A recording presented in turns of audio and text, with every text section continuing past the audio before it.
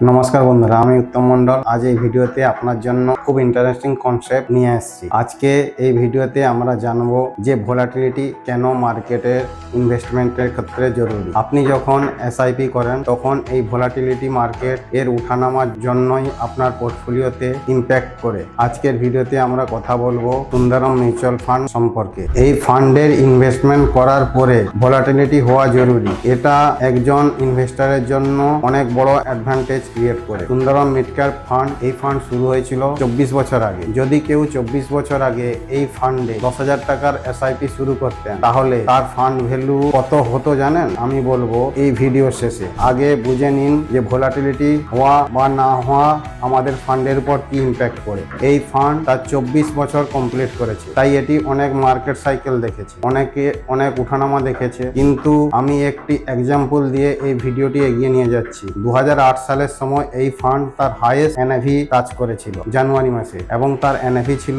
152। কিন্তু 2008 global crisis এলো, market ফল করলো প্রায় 60%। এই মিড ক্যাপ ফান্ডটি ছিল বেসিক্যালি একটা মার্কেট লিঙ্কেড, তাই এর এনএভিও ফল করলো। এর এনএভি 152 থেকে নেমে 55 পর্যন্ত চলে এলো। এখন যখন আপনার এসআইপি কার্ড ছিল তখন রিটার্ন হিসাবে আপনি কি পেতেন? আপনি যখন প্রতি মাসে 10,000 দিয়েছিলেন তখন রিটার্ন হিসাবে কিছু ইউনিট আপনার অ্যাকাউন্টে অ্যাড হতো। যখন এনএভি 152 এর কাছাকাছি ছিল, আপনার এসআইপি কেটেছিল, তখন আপনি কিছু ইউনিট পেয়েছিলেন। আবার যখন এনএভি 100 হলো তখন আপনার 10,000 টাকার এসআইপি কাটছিল, কিন্তু 152 তুলনায় আপনি বেশি পরিমাণ ইউনিট পেয়েছিলেন। আর যখন ফান্ডটির এনএভি 55 হয়ে গেল তখনও আপনি আউটপুট 10,000 ছিল, কিন্তু ইনপুট হিসাবে আপনার বেশি ইউনিট পাচ্ছিলেন। সো বেসিক্যালি এই সময় ভোলাটিলিটি এর যে ফেজ এসেছিল সেই ভোলাটিলিটির পরেই নিজের থেকে ঠিকও হয়ে গেছিল। সেপ্টেম্বর 2010 এর এনএভি আবার 55 থেকে 152 ফিরে গেছিল, কিন্তু এই ডিউরেশনের মধ্যে তাদের এসআইপি কন্টিনিউ করেছিলেন। তারা 2500 ইউনিট এক্সট্রা গেইন করেছিলেন। তখন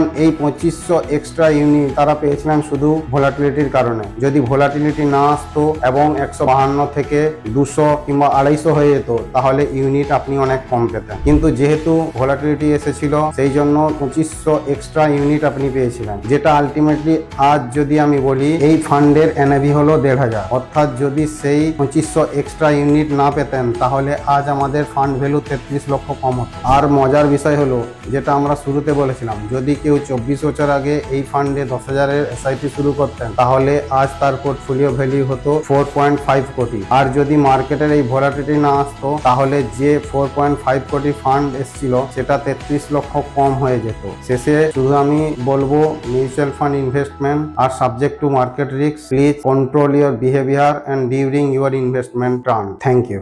Fund investments are subject to market risk. Read all scheme-related documents carefully.